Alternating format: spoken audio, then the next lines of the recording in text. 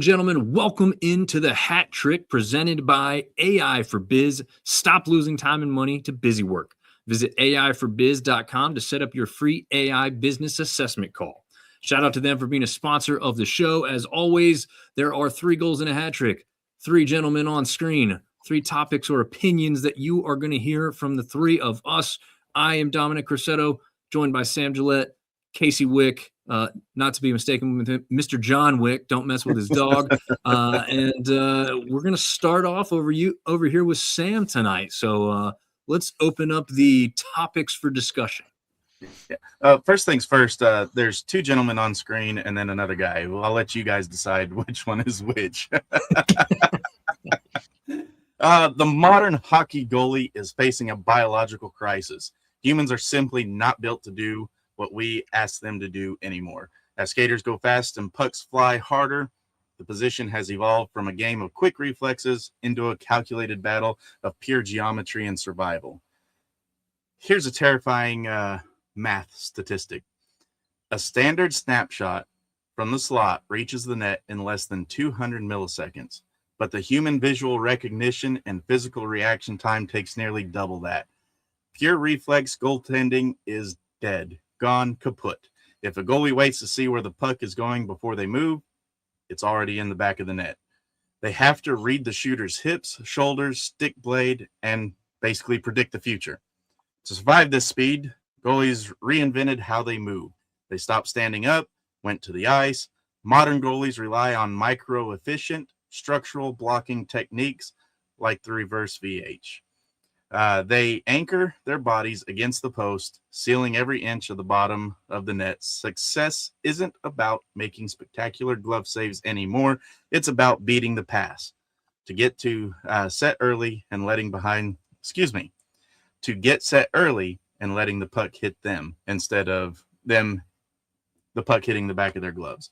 This high-speed east-west movement has fundamentally changed the human body. Teams now hunt for giant 6'4" frames that naturally block more net. Off-ice training is a grueling regimen of explosive polymetrics to build fast twitching muscle fibers. The physical toll of tracking this relentless speed while wearing 50 pounds of gear is so extreme that goalies routinely lose up to 10 pounds of water weight in a single night. The era of the 70-game workhorse goalie is over, replaced by 2-man tandem just to survive the exhaustion. The game got faster, the shooters got deadlier, but the goalies adapted. They didn't just get quicker, they became masters of the human physics. So, fellas, the speed of the game, the adjustments the goalies made. We saw Colorado clinch their series after going down 3-0. Is the speed of the game the reason why we see some of these late game heroics and just goalie meltdowns at times, like game 4, I believe it was, where Colorado lost 5-2 or whatever? Is the speed of the game the reason why we get some of these either lopsided or late comebacks? Lopsided wins or late comeback wins? What do you guys think? Yeah, I think that with the involvement of equipment also becomes, like you said, the evolution of different practices, right? No longer are teams doing a whole weight workout routine together.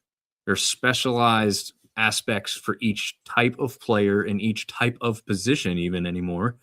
And goalies definitely fit into that, right? Like, you're not going to bag skate your goalie with the rest of the team anymore. That's something that most teams don't do at all anymore, actually. But it's still a term that most hockey fans relate to with, from the young time that they started playing the game. And you still hear some pro teams getting punished that way after a loss or not playing well. But yeah, I mean, I think you're right. You're looking at 6'4" and 6'5" goalies, and they're not a dime a dozen, right? Like, you're getting these guys from over in Europe often, and they're being trained specifically to be a goalie from the time that they learn to put on skates until the time they hit the pros, right? And we know how we as Americans across sports operate a little bit differently. It's like, well, Johnny, why don't you try and play goalie? Well, okay, but next week we're going to have you play forward, and next week we're going to have you play defense, and we're going to spread it around so it's fair. But it seems like a lot of the good goaltenders are coming from outside of the U.S. and Canada to some regard, and it's because that they're being specialized in certain position groups the entirety of their playing career. And so that's probably an asset that other countries really have above the U.S., at least now. But I don't know. I guess there's also an aspect of it that's kind of good, right? Like you see a former quarterback go to like wide receiver. Now he understands what the quarterback has to go through and has to see and has to deal with, and maybe things he can do to get open better and things he would have liked to have seen from his wide receiver. So the same type of thing for like a defenseman and a goalie, right? So it Yeah. it's weird, but I think that it's all kind of evolving together, which is why sometimes we're seeing a lot of games with a lot of goals, and then sometimes we're seeing the goalies be the better of it, right? But with that, oftentimes you're seeing the defense play better. So it's interesting that like there are so many different things that could be measurable to see what the difference is, but there's a lot that goes into it, I guess, Yeah. Jason. No, I think it's like we talked about earlier. Like one of the shows is, I mean, the pads got smaller. The players have gotten better with their, side to side passing skills and movement skills. It's kind of a combination of everything. But like you said, Sam, with the puck moving that fast, if and the passes are, it's hard to keep up. And you have to, I'd imagine they have some kind of simulator or something with tennis balls or something to try to eye hand coordination. I think it's just the evolution of the game. Yeah, I want to bring our attention back to something we said earlier about growing the game in the earlier episodes. And if you don't know what we're talking about, these episodes are only about 30 minutes long. Spend an afternoon, go watch one through now. We often revisit some little things and add more to them. But earlier we had talked about the lost my train of thought telling people to go back and watch. We're talking about the now I'm losing my train of thought too. The aspect of getting people involved with it, right? There we go. Yeah. So growing the game, something that I actually ran into because I work with a bunch of different people on different sites. They say, "Oh, what do you do for fun?" I says, "Well, I do several different podcasts. Like right now, we're in the midst. We do a hockey one every week." He says, "Oh, that's hockey. Something I couldn't ever get into because I can't see the puck unless it's slowed down on replay." Do you guys think that might be a hindrance for people wanting to watch, but they can't see what's going on? All they can see is bodies flying around. To some extent, for sure. Especially like the older crowd or the younger crowd specifically, right? I mean, that both of them just have trouble keeping up with the pace of play sometimes. What I would lean to and what I've told people before is you don't have to see the puck every time. Obviously, you're going to see sometimes where it's really obvious, other times where it's not. That's when you watch the players. They're gonna be able to start to tell you where things are gonna go, right? And then honestly, like when there's a scrum in the boards and there's 3 or 4 guys up there trying to battle for it, you're not watching for the puck anyway. Like I want to see who gets a stick into someone's face. I want to see who punches somebody, who gets a big check into the boards. Like I'm watching all of that. I don't care about the puck at that point until it squirts out and someone's got a free shot on net. They did have the Fox track thing that like purists of the sport hated. I thought there were some good aspects. I would have liked personally to see it afterward, right? Like give me the highlights with the puck because I think that would be cool. I don't necessarily want to see it on the crowd's head floating in the stands because it's along the dasher board, closest to the camera and it's literally in the crowd's head because that's still some of the aspects that was just didn't look great. It does tell you where the puck is when you otherwise wouldn't see it. I get it. But it's like almost too gamified. And I know that I wouldn't appreciate watching that at all times. I think it's awesome for when they had the speed pop up with it too, like a slap shot would turn bright red, and it would kind of leave a trail for a second and tell you it was 99 miles an hour or whatnot. I think some of those aspects are cool, usable. You could do what they do with like some of the football games. And I think they've done it with hockey actually is like, they put like the Disney thing on where it's like gamified and it looks like a video game. You could do that kind of stuff with it for, at least the younger crowd to kind of get them into it. I don't know, Casey, what do you think? I mean, honestly, try being a goalie. If you can't see it on TV, try 100 Yeah, mile an that's hour. true. Wrapping that back in was perfect. Yeah. Anybody with half a brain's getting out of the way, not trying to step in front of it.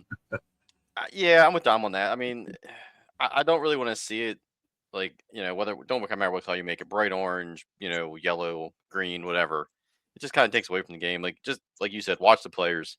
I mean, that's the most spectacular thing about hockey is watching the players, you know, get checked and the violence of the sport, plus the sheer athleticism that's coming into the sport. It used to just be kind of guys, beating up on each other, but now there's some people that can really skate and really move. So it's definitely becoming more athletic. Yep. 100%. Casey, let's jump over to you and your topic for the evening. All right.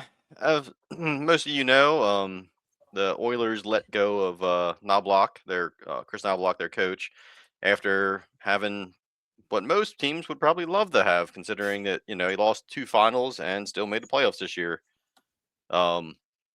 It's like you look at sports in general, and it seems like now just being a winning coach is no longer the metric, right? It's Right.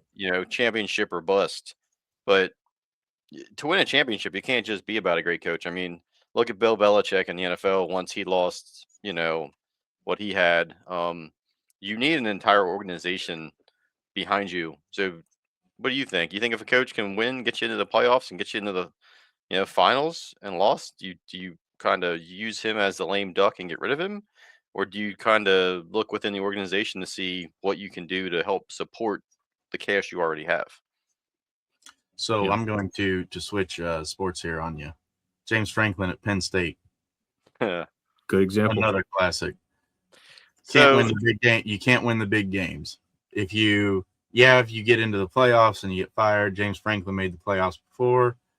Granted, he was having a down year and got fired mid-season, but shouldn't he have at least had the courtesy of being able to finish out the season, unless you lose the organization support, you lose the locker room, you lose the fans. Yes, you made the playoffs this year, but did you lose support in the organization? Did you say something that they don't think is going to get them in the right direction? Did you say something this year that you said last year in your post season interview? Not like postseason playoffs, but postseason when your season's over. He said, "Oh yeah, we almost had him, but we're gonna do the same thing that we did this year and just hope a few more things go our way." Organizations don't want to hear hope things go our way. They want to hear we want it to go our way. So I think that's where I'm at. What happened in the post interview that made them say, you know what, we've heard this song and dance before, and we still only made it this far? I was just going to say, to argue your point with Franklin, he had 11 years. Yeah. But Knoblauch was only had 3. They were successful. Granted, he couldn't ever win the big games or the championship games, but they were still successful years, not losing for the most part. Right. And you just couldn't ever get over that hump, which whenever you can't get over the hump, or you say something that you've heard before, like, no, we're not going down this road again, then is it time to move on and bring in somebody that you are confident can get you over the hump, or stick with a guy that, well, maybe if a few breaks go our way, we're going to get over the hump. Yeah. Well, I think the rumor and the name really that's out there for most people, at least in the hockey market, is Bruce Cassidy from the Las Vegas Golden Knights. And he is a hot commodity. He is probably going to be sought after by LA, Edmonton, and more, honestly. But we'll see what happens with that. That's just the name, the early name that's been thrown around a little bit, and makes sense that if they think they could move on and get a guy like him, go ahead and swing for the fences, because you have the current makeup of a team that can get there. But I'm with you guys for the most part. Like, you could have had the guy. I mean, I think most everybody here realizes what Edmonton's downfall has been. It's been their goaltending, and they haven't really done anything to go out and improve that. They, I guess, tried, if you want to call it that, this year when they made the move with Pittsburgh to switch Jari and I'm even going blank on his name because he didn't even end the season in net for the Edmonton Oilers. That's how poor of a trade that was. So if you don't have someone backstopping your game, your team in the playoffs that can win you games, that is going to be a detriment. And the Oilers had overcome that the past 2 seasons to get to the finals and push Florida pretty well, actually. And so it's like Casey said, I mean, they made the playoffs. Florida did not make the playoffs at all. Edmonton had some guys hurt. They had some really bad goaltending, and they still made it to the playoffs. Down year for the West, so you can say, hey, we still weren't impressed with that performance. But again, you have a guy who's proven he can get there, as I guess it was Sam, right? That said that, or was it Casey that said he's only been there 3 years? Like, so he's been, yeah, he's been there for 3 years successfully. With Franklin's a good example because, like you said, quality season every year it felt like, but could never get that big win. And Knoblauch, I guess, could be classified under the same thing. But at some point, where's the longevity to get the tenure here? We'll go to the Canes. It's a perfect example. Rod Brind'Amour has not gotten to the epitome of the sport since he's been the head coach of the Hurricanes, but he's made the playoffs every single year. He's now had the only team ever to sweep 2 best-of-7 series in a row and be undefeated 8-0 for the first 2 rounds of the playoffs. You can argue about who they faced and how, but no team's ever done it before, until 1985 in a 5-game series stuff, but never in 7. So there is an aspect of leaving a coach too early or leaving the possibility of what he could do too early. And I think they did do that with Knoblauch, to be fair. Now, did he also lose the locker room and there's some stuff going on behind the scenes that we'll never know about or it'll come out later? Sure, that could happen. But if you look at it from our side, like the fan side, we don't see all of those interactions and know all of that data. I think they walked away a little too early. They go after Gordon Bombay. He took that ragtag group of kids and turned them into championship caliber. Bring back like the green and white Ducks, not this orange. Yes, Hennessy thing oh my god. They don't feel like the Ducks. Like I remember whenever I used to watch them, it was like, there's my childhood. It doesn't have that feel anymore. Now it's like Jason's, feel instead of the Mighty Ducks feel. Yeah, that's true. They got the Halloween colors going. Yep. Well, was there any last thoughts you want to share on the coaching aspects? You were kind of, I thought you were going to segue right into your topic when you brought up the Canes. Well, yeah, it could. I just wanted to make sure, someone didn't have another aspect to that. But yeah, I mean, we can jump over to that. I guess the thing that I've seen in some places is that the Canes will have an unfair advantage because of all this rest they've had before their next round. And some people are saying the NHL's got to do something to fix it. I don't know what you could do to fix it, right? Like you have to reward a team who's won like this, and you also can't make them start against an opponent that doesn't exist yet, right? I'm literally on TV right now. Montreal and Buffalo are still playing, and it's only game 5, so there'll have to be a game 6 at least.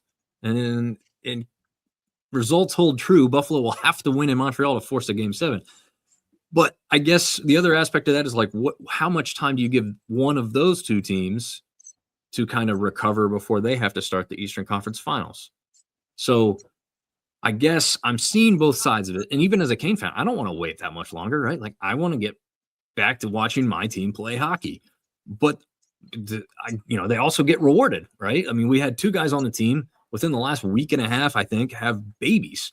So yeah, they get to spend a little more time at home. So, that's good.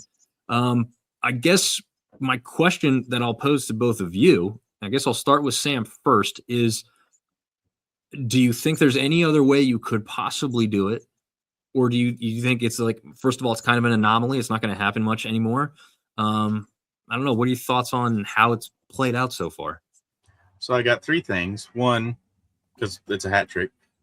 The Canes have enough time to go on a cruise, catch the hantavirus, cure the hantavirus, come back and put in a few sessions of practice, and still be ready to play before they got to play again. Cool. 2, do you really consider it like other sports? They have, whenever you have like in football, you have a long layover, like in the college football playoffs, where you only have one game. to knock the rust off and pull out a win. True. Whereas you're in a series sport, so what? You lose the first game in blowout fashion. You got the rust knocked off, win the next 4, and you're playing for a championship. So does it really affect the team that much in a series? Yeah, you might lose home ice advantage, but I mean, is it really going to affect you that much if you're a championship caliber team? And then the third thing is, yeah, you may get some bumps and bruises healed up and everything. But again, that goes to you're in a long series and you have people rotating in and out. You got the other team, they're riding all this momentum coming into playing you. If they come in and punch you in the mouth that first game, re-aggravate some of those injuries, you're right back at it because you thought you felt great and now you're taking things for granted. All of a sudden you find yourself down 2-0, 3-0. Could that affect you that way as well? It's a toss-up, but I think being in a series matchup as opposed to a one-and-done matchup like the NCAA tournament, the college football playoffs, the NFL, I don't think rest is as big an issue as what some people are making it out to be, because you've got a game, 2 games tops to regain momentum and play like a championship caliber team. Good point. Casey? No, I mean, yeah, like Sam kind of stole it there with the multi-game thing versus single game. I mean, you go back and look at like the CFP. Pretty much statistically, if you had the bye, you were almost guaranteed to lose that game. Now, what did those teams do in where their practices walkthroughs versus physical? You'd have to go and look at each individual team and then scenario there. I almost want to say it's good for them though. I mean, you allow your players to rest up, and you can focus on your opponent and scout both of them because they're still playing. Yep. So, as long as you use your time wisely and your players are locked in and you go through, and get healthy, yeah, game 1 might be a little rusty, but, you've got potentially 6 more to figure it out. Yeah, I guess that's my big concern as a Canes fan. I've seen this play out a number of times. In fact, one year, a handful of years ago, they swept the Islanders and had 4 or 5 days, whatever it was, until the next round started. And I think, if I'm not mistaken, they got swept themselves in the next round. And it was like, oh, did we have too much rest? Is that why we lost?